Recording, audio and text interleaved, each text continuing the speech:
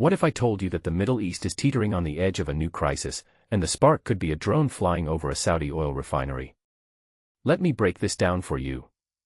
We're looking at a situation where Yemen's Houthis, backed by Iran, just claimed they hit an Aramco facility in Jazan. But here's the kicker, this isn't just about oil. It's about power, control, and a chess game that's been simmering for years. Personally, I think the real story here isn't the fire at the refinery, it's the message the Houthis are sending. They're not just targeting infrastructure, they're trying to force the world to acknowledge their presence in a region where no one wants to talk about Yemen anymore. What makes this really interesting is how quickly this escalation could reignite a war that was supposed to be paused by a 2022 truce. If you take a step back and think about it, Yemen's civil war has been a sideshow for years. But now, with Houthis attacking ports and Saudi Arabia responding in kind, we're seeing the cracks in that fragile peace. This isn't just about Yemen, it's about the entire regional balance of power. Let's talk about Iran for a second. Their foreign minister, Abbas Araghchi, dropped a bombshell: negotiations with the US can't resume until the US corrects its behavior. What does that even mean?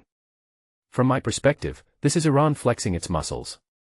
They're not just negotiating, they're dictating terms. And here's the thing, the Strait of Hormuz is the lifeblood of global energy. If Iran closes it, the world economy takes a hit. But what many people don't realize is that Iran isn't just holding the strait hostage. They're also trying to broker a deal with Oman to create alternative shipping routes. This raises a deeper question: is this a temporary fix or a long-term strategy?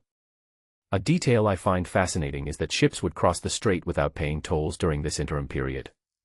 That's a huge economic incentive for countries dependent on oil exports. But what this really suggests is that Iran is trying to shift the narrative from being a regional threat to a strategic player in global trade. And then there's the Pentagon. They're pushing for faster weapons production, but here's the catch: the US military stockpiles of advanced interceptors are already dwindling. If you've ever wondered why the US is scrambling to build more missiles, this is the reason.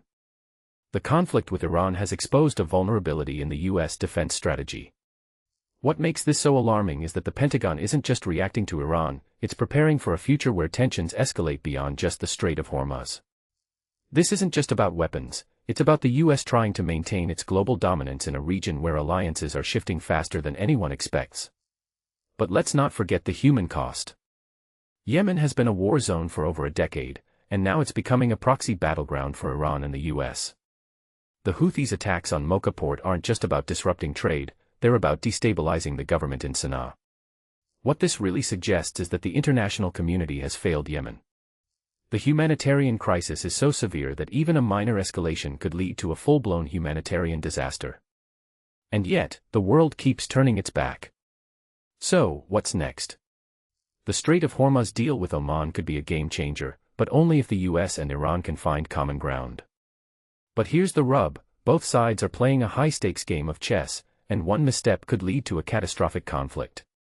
One thing that immediately stands out is how the media is framing this as a new crisis, but in reality, it's the same old patterns of power struggles dressed in new headlines. If you're watching this, I want you to think, how long can the world ignore the chaos in Yemen before it becomes a global firestorm?